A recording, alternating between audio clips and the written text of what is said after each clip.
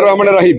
আজকে আমি প্রথমেই স্মরণ করছি বিগত ফ্যাসিস্টের বিরুদ্ধে যারা আন্দোলন করে শহীদ হয়েছে ছাত্র জনতা, এবং সে আমাদের নির্বাচিত এমপি সাবেক ছাত্রনেতা ইলিয়াস আলী চৌধুরী আলম, ছাত্রদা সুমন সহ যারা গুম হয়েছে তাদের স্মরণ করছি।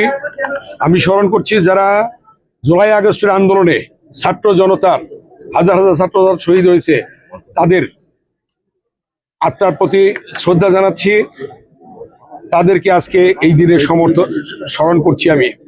আমি স্মরণ করছি, আপনারা জানেন ওসমান হাদিকে কিভাবে গুলি করে হত্যা করা হয়েছে, আজকে তাকে স্মরণ করছি, তার আত্মার প্রতি শ্রদ্ধা জানাচ্ছি এবং অবিলম্বে তার বিচার দাবি করছি।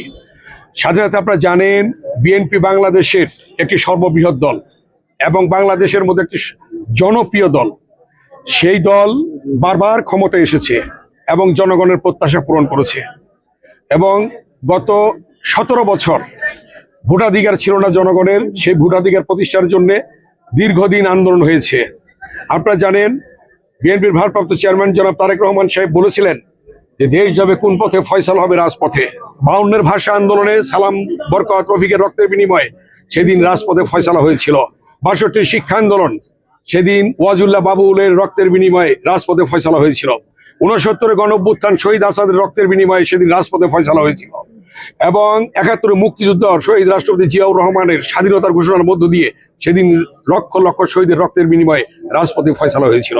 এর পরবর্তী আপনারা জানেন 90-এর স্বৈরাচার বিরোধী গণতান্ত্রিক আন্দোলনে নূর হোসেন, জিহাদ, ডাক্তার মিলন সহ অনেকের রক্তের বিনিময়ে সেদিন 90-এর ছাত্র গণঅভ্যুত্থান সফল হয়েছিল। এবং 24-এর গণঅভ্যুত্থান, সেদিন সেই আবু সাইদ, ওয়াসিম এবং আমাদের এই কেরানীগঞ্জের সন্তান রিয়াজ সহ অনেকে শহীদ হয়েছে। আজকে তাদের রক্তের বিনিময়ে আজকে জনগণ ভোটাধিকার ফিরে পেয়েছে। এবং এই যে রাজপথে ফয়সালা, এটা তারেক রহমান সাহেব বলেছিলেন রাজপথই ফয়সালা হবে, সেটাই হয়েছে। এবং তিনি বলেছিলেন যদি বিনা ভোটের এমপিরা পদত্যাগ না করে সংসদ থেকে জনগণ বের করে নিয়ে আসবে, বের করে নিয়ে আসছে। যদি পদত্যাগ না করে বিনা ভোটের এমপিরা যারা মন্ত্রী হয়েছে তাদেরকে সচিবালয় থেকে বের করে নিয়ে আসবে, সেটাই হয়েছে। এবং পরবর্তী বলেছেন যদি তারপর পদত্যাগ না করে যে অবৈধ অনৈতিক বিনা ভোটের প্রধানমন্ত্রী, তাকে জনগণ গণভবন থেকে বের করে নিয়ে আসবে, সেটাই হয়েছে। রাজপথই ফয়সালা হয়েছে। এবং এই রাজপথে ফয়সালা হওয়ার মধ্য দিয়ে বিএনপির ভারপ্রাপ্ত চেয়ারম্যান জনাব তারেক রহমান একটি বক্তব্য রেখেছেন। সেই বক্তব্যটা ছিল তার যে দিল্লি নয়, পিন্ডি নয়, নয় অন্য কোনো দেশ, সবার আগে বাংলাদেশ, সবার আগে বাংলাদেশকে তিনি উঁচু করে ধরেছেন।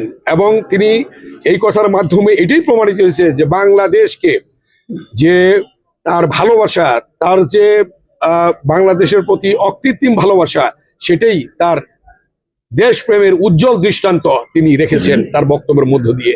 আজকে জনগণ ভোটাধিকার পেয়েছে এবং আজকে আমাদের প্রথম এই নমিনেশন সাবমিট করার মধ্য দিয়ে, নমিনেশন জমা দেওয়ার মধ্য দিয়ে গণতন্ত্র উত্তরণের আরেক ধাপ আমরা এগোলাম।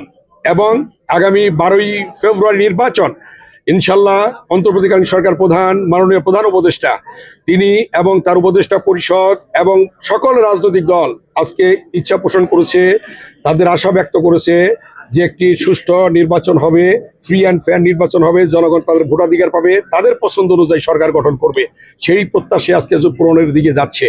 সেই জন্যে আজকে আমি বলবো যে বিএনপির ভারপ্রাপ্ত চেয়ারম্যান জনাব তারেক রহমান যে দীর্ঘ 18 বছর নির্বাসনে থাকার পর সে যে বাংলাদেশ এসেছেন, উনি আজকে তার আশার মধ্য দিয়ে গণতন্ত্র আরেক ধাপ এগিয়ে যাচ্ছে বলে জনগণের প্রত্যাশা, জনগণের ভালোবাসা, এবং জনগণ প্রস্তুত ছিল তাকে গ্রহণ করার জন্য, বরণ করার জন্য। এবং সেভাবেই কোটি জনতার বরণের মধ্য দিয়ে তিনি বাংলাদেশে মানুষের ভালোবাসা, মানুষের মন জয় করেছেন।